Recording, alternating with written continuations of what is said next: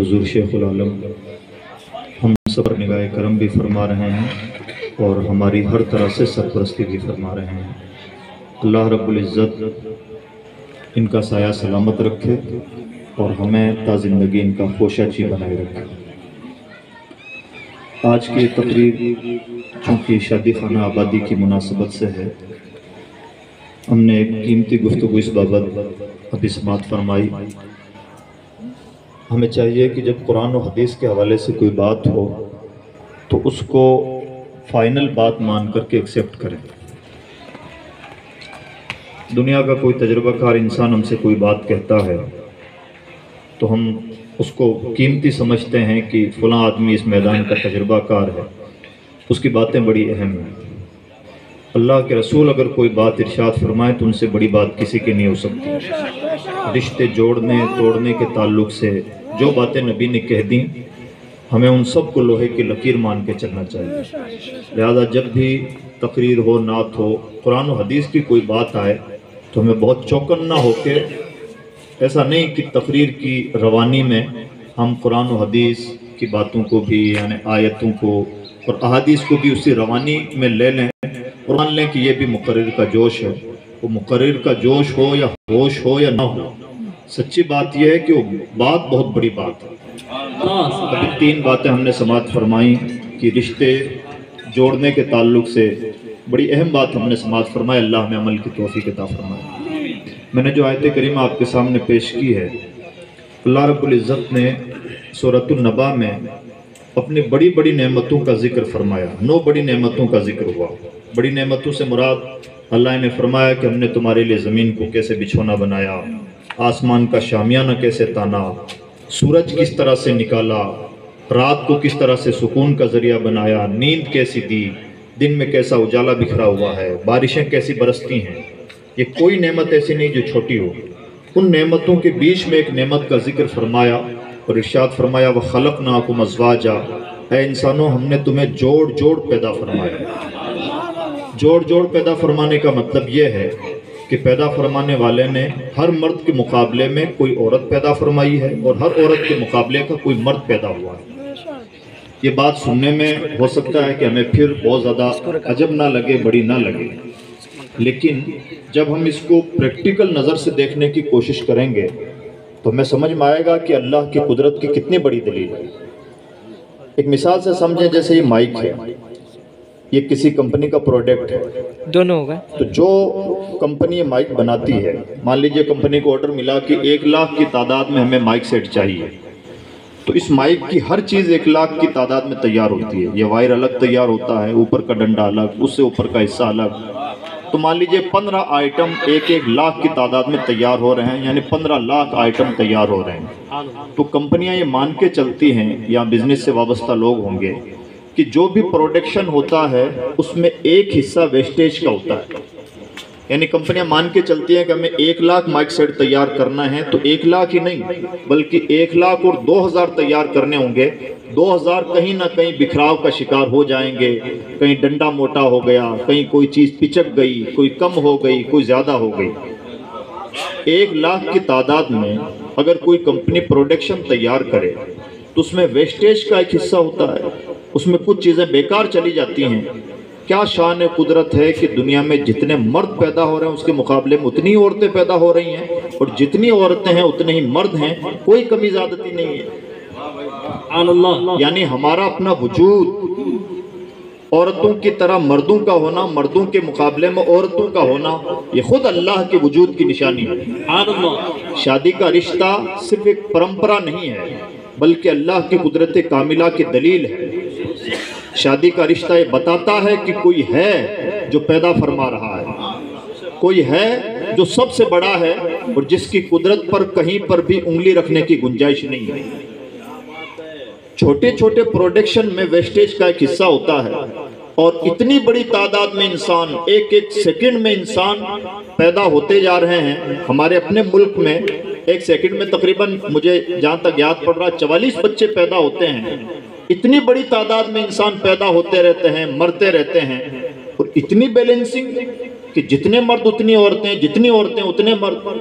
یہاں پر پھر ایک سوال پیدا ہو سکتا ہے ہم آئے دن اخباروں میں پڑھتے ہیں کہ کسی ایک اسٹیٹ میں یا کسی ایک کنٹری میں مردوں اور عورتوں کا ریشو برابر نہیں رہتا، مس میچ ہو جاتا ہے۔ مان لیجئے کہ ہریانہ کی سرزمین پر 1000 مردوں کے مقابلے میں 997 عورتیں، اسی طرح سے کہیں عورتوں کی تعداد کسی ایک اسٹیٹ میں بڑھ جاتی ہے، کسی ایک اسٹیٹ میں گھٹ جاتی ہے، کسی ایک ملک میں مرد ہی مرد رہتے ہیں، اس طرح سے کچھ چیزیں ہوتی ہیں۔ پھر سوال پیدا ہوتا ہے کہ مولانا صاحب یہ بات تو ٹھیک نہیں ہے کہ جتنے مرد ہیں اتنی عورتیں ہیں۔ تو بھائی یہ بات ٹھیک ہی ہے، قرآن کی کوئی بات غلط نہیں ہوتی۔ بات دراصل یہ ہے کہ ہم جب دنیا کو اس نظر سے دیکھیں گے کہ یہ یو پی ہے، یہ بہار ہے، یہ ہریانہ ہے، اور یہ بھارت ہے، اور یہ سعودی عرب ہے، تو یہ ہمارے چھوٹے سوچ کی نشانی ہے۔ اللہ نے سرحدیں نہیں بنائی ہیں، اس نے پوری مملکت بنائی ہے، اس نے زمین اور آسمان پیدا فرمائے ہیں۔ جب ہم گلوبل نظر سے بڑی نگاہ کر کے دیکھیں گے تو ہم یہ پائیں گے کہ پیدا فرمانے والے کی قدرت میں ایسا زبردست کمال ہے کہ نہ تو کوئی عورت زائد ہے، نہ کوئی مرد زائد ہے۔ پھر اگر کسی کا رشتہ ایسا ہے کہ اس کی عمر اللہ رب العزت کے علم میں یہاں تک نہیں پہنچنی ہے کہ اس کا رشتہ ہو پائے، تو اس کے مقابلے کی کوئی عورت بھی نہیں پیدا ہوئی۔ کس قدر نظام قدرت ہے! یعنی یہ شادی کا رشتہ صرف خوشیوں میں پاگل ہونے کا رشتہ نہیں ہے، بلکہ اللہ کی قدرت کاملہ کی نشانی ہے، یہ شکر کا مقام ہے۔ اور یہی وجہ ہے کہ قرآن پاک میں اللہ رب العزت نے اس رشتے کو الگ الگ نقطۂ نظر سے پیش فرمایا ہے۔ ایک جگہ ارشاد فرمایا عورتیں مردوں کے لیے اور مرد عورتوں کے لیے لباس کی حیثیت رکھتی ہیں۔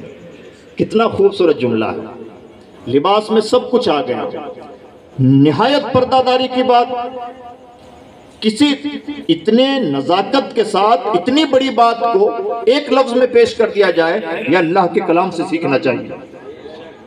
اس لباس میں سب کچھ ہے، پردہ داری بھی ہے، بات کی بات ہے، راز کا راز ہے، اور بات کا کوئی اینگل چھوٹا بھی نہیں ہے۔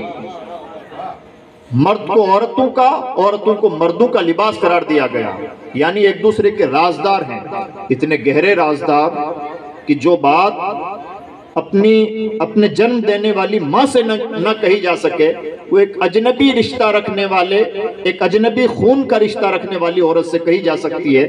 یہ لباس کی بات۔ سب سے زیادہ قربت کا رشتہ ماں اور بیٹے کا رشتہ ہوتا ہے، لیکن اللہ رب العزت نے جو رشتے بنائے ہیں، ہم سب جانتے ہیں کہ خون کے رشتوں میں شادیاں نہیں ہوتی، اجنبی رشتہ ہے۔ اس اجنبی رشتے کے باوجود ایسی محبت پیدا فرما دیتا ہے کہ جو باتیں سگی ماں سے نہیں کہی جا سکتی ہیں، وہ باتیں اپنی بیوی سے کہی جا سکتی ہیں۔ ایسا باہم لباس بنایا، ایسا رازدار بنایا، اور دلوں میں ایسی محبتیں پیدا فرمائی۔ ایک موقع پر اللہ رب العزت نے شادی کو رزق کی بڑھوتری کا سبب قرار دیا، اور یہ بھی اللہ کی قدرت کاملہ کی نشانی ہے۔ ہمارے عام طور پر یہ تصور پایا جاتا ہے کہ جب بچہ اپنے پاؤں پہ کھڑا ہو جائے گا تب اس کا رشتہ کیا جائے گا۔ ایمانی بات یہ ہے کہ رحمت خداوندی اس انتظار میں ہے کہ بندے کا رشتہ ہو جائے تو اس کا رزق بڑھا دیا جائے۔ ہمیں اپنا نقطہ نظر قرآن پاک کے مطابق بنانا چاہیے، اللہ کی ذات پر سے توکل ختم نہیں ہونا چاہیے، اس اینگل سے بھی ہمیں اپنی اصلاح کرنی چاہیے۔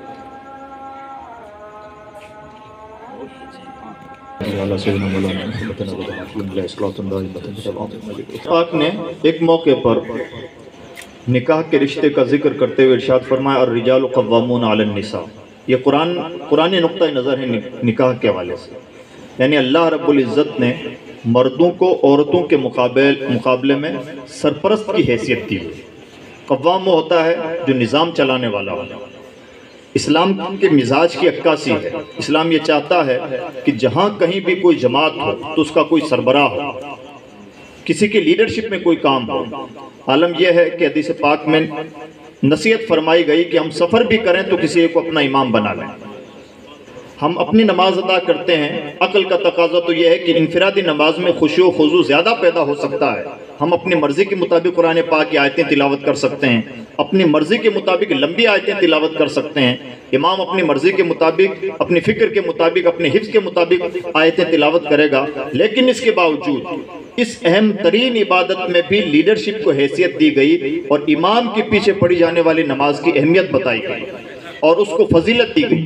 تو اسلام کا مزاج ہے کہ جہاں کہیں بھی چند لوگ ہوں تو کسی ایک کو اپنا سرپرست بنا لیں، عالم یہ ہے کہ میاں اور بیوی یہ دو ہی ہیں، ان میں سے بھی ایک کو ذمہ دار قرار دیا گیا ہے۔ یہ مرد نکاح کے رشتے میں اس طرح سے مرد کو ذمہ داری سونپی گئی۔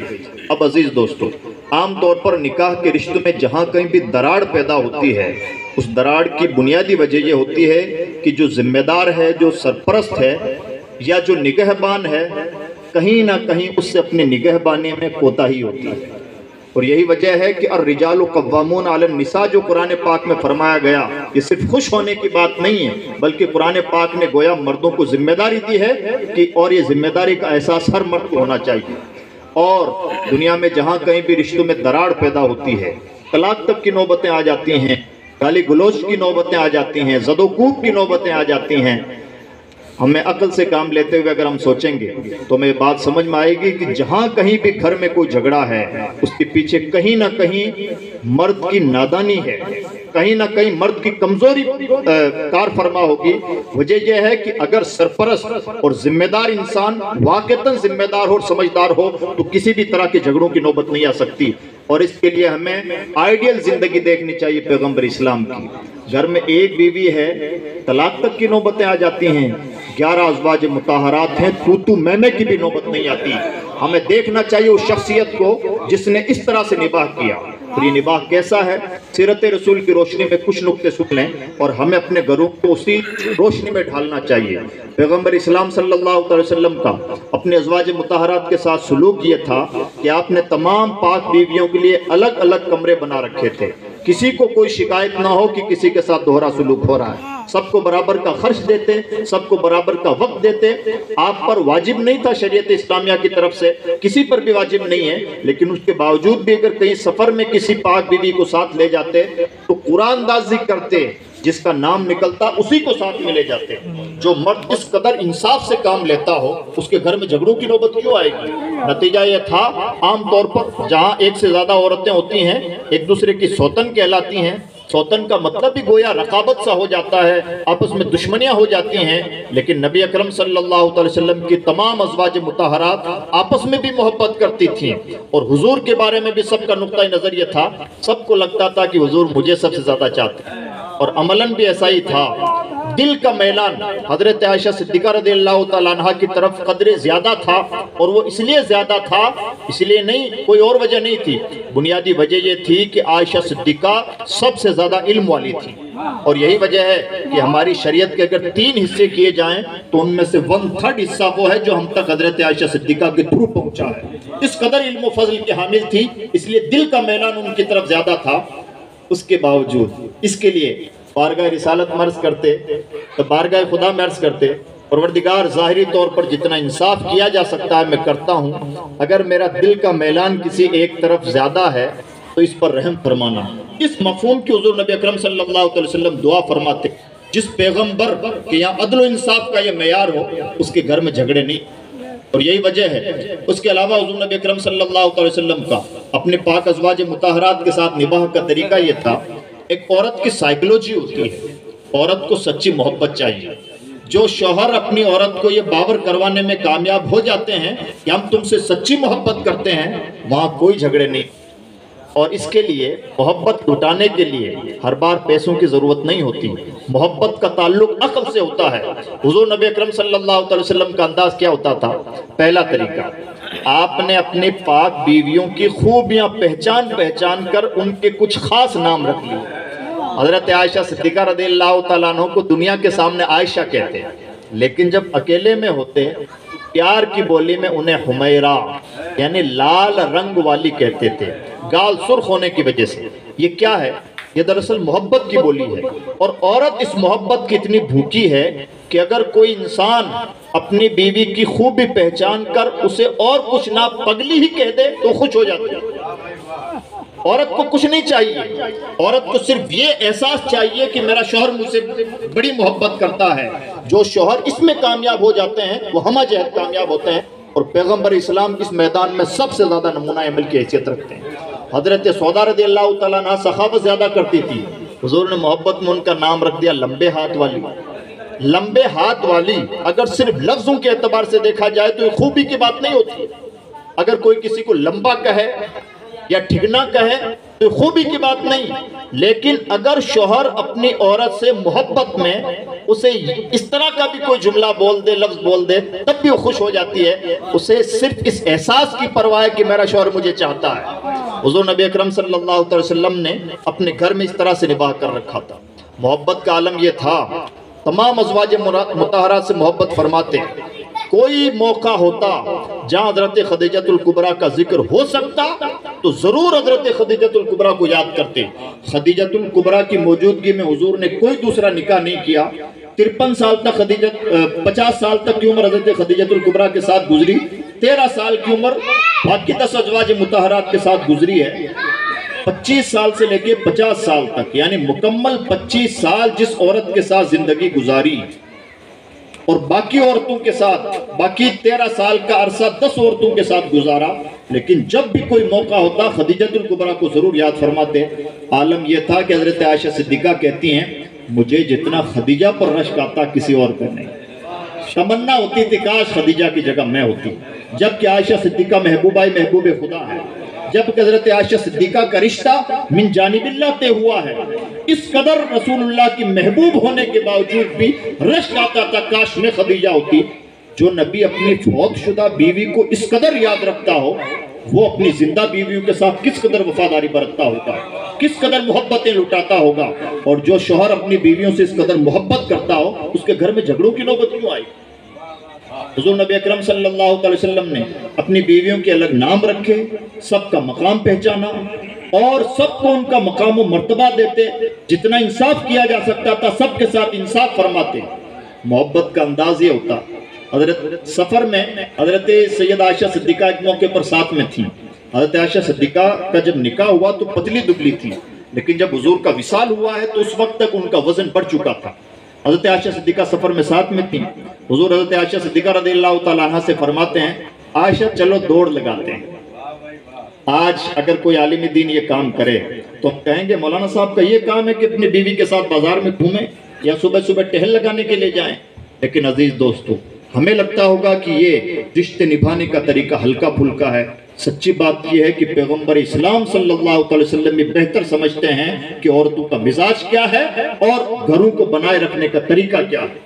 اپنی پاک بیویوں کے ساتھ صحابہ کرام کی فوج میں سے الگ ہو کے اپنی پاک بیوی سے فرما رہے ہیں، آئیے ہم دوڑ لگاتے ہیں۔ حضرت عائشہ صدیقہ کے ساتھ دوڑ لگاتے ہیں۔ وزن ہلکا تھا حضرت عائشہ صدیقہ کا، دوڑ میں آگے بڑھ گئی، حوصلہ افزائی فرماتے ہیں، مبارک ہو تم جیت گئی۔ ایک لمبا وقت گزرا، اتفاق ایسا ہوا کہ اس سفر میں پھر حضرت عائشہ صدیقہ ساتھ میں تھی۔ تب تک حضرت عائشہ صدیقہ کا وزن بڑھ چکا تھا۔ حضور پھر وہی بات کہتے ہیں، عائشہ چلو دوڑ لگاتے ہیں۔ حضرت عائشہ صدیقہ کے ساتھ دوڑ لگاتے ہیں۔ چونکہ وزن بڑھ چکا تھا تو حضرت عائشہ صدیقہ پیچھے رہ گئی، حضور آگے بڑھ گئے۔ فرماتا ہے، عائشہ یاد ہے کچھ وقت پہلے ہم نے اسی طرح سے دوڑ لگائی تھی تو تم جیت گئی تھی، آج میں جیت گیا۔ یہاں کوئی 2 پیسے بھی خرچ کرنے کی نوبت نہیں آتی ہے۔ دراصل یہ عورت کی سائیکلوجی ہے کہ اس کا شوہر اسے چاہتا کتنا ہے۔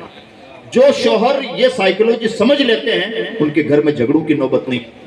یہ بات میں اس لیے عرض کر رہا ہوں، اتنا بڑا ملک ٹرپل طلاق کے نام پر پورے ملک میں اور پوری دنیا میں بھارت کے مسلمانوں کا مذاق اڑا۔ وجہ یہ نہیں ہے کہ اسلام ظلم کرتا ہے، اسلام کا چہرہ چاند سے زیادہ روشن ہے۔ کہیں نہ کہیں ہمارے معاشرے کی طرف سے عورتوں پہ ظلم و زیادتی ہوئی ہے جس کا دشمنوں نے فائدہ اٹھایا۔ ہمیں اللہ کی بارگاہ میں اس بات کے لیے جواب دہ ہونا ہوگا، اور اس کا طریقہ یہ ہے کہ ہم پیغمبر اسلام کی سیرت کا مطالعہ کریں اور ان سے سیکھیں کہ گھروں کو بنائے کیسے رکھا جاتا ہے۔ میں امید کرتا ہوں کہ ان باتوں کو ہم اپنی عملی زندگی میں نافذ کرنے کی کوشش کریں گے۔ اللہ رب العزت کی بارگاہ میں دعا ہے کہ پروردگار عالم ہم سب کو کہنے سننے سے کہیں زیادہ عمل کی توفیق بخشے، اور ہمارے مرشد گرامی کا فیضان ہم پر ہمیشہ جاری و ساری فرمائے۔ لا الہ الا اللہ محمد رسول